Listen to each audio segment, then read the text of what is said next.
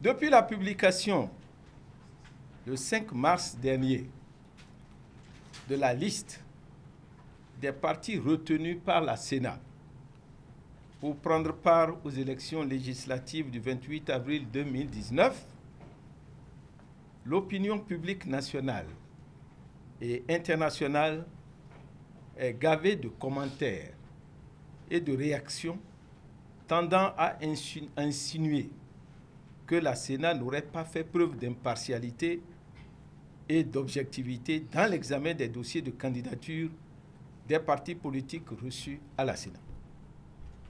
Aussi bien sur les réseaux sociaux, les plateaux de télévision que dans la presse écrite, ces informations sont distillées au point de susciter des interrogations auprès de nos compatriotes qui, aujourd'hui, ont des doutes sur la probité des membres de la Sénat.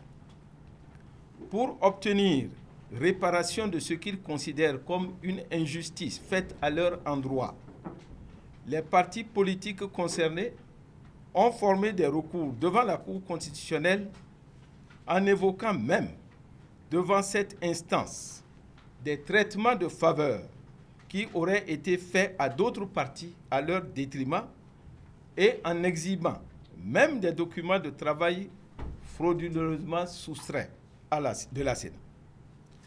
D'autres acteurs politiques se sont emparés de ces allégations à des fins de récupération politique en faisant des amalgames de toutes sortes pour en conclure à la non-crédibilité de l'institution et à l'urgence de démission de ses membres.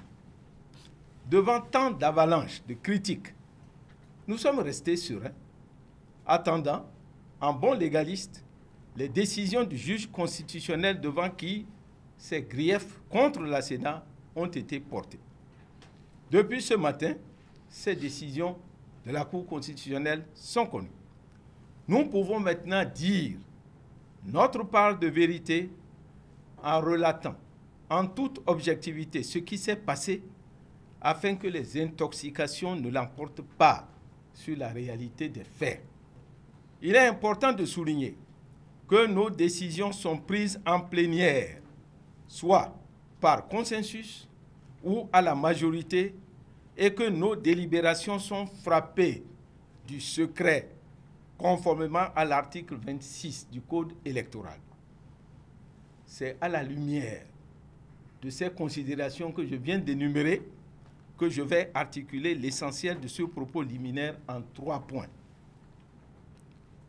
D'abord, l'historique et la méthodologie que nous avons suivie pour l'étude des dossiers de candidature. Deuxièmement, la délibération et le supposé favorisme fait à des partis politiques.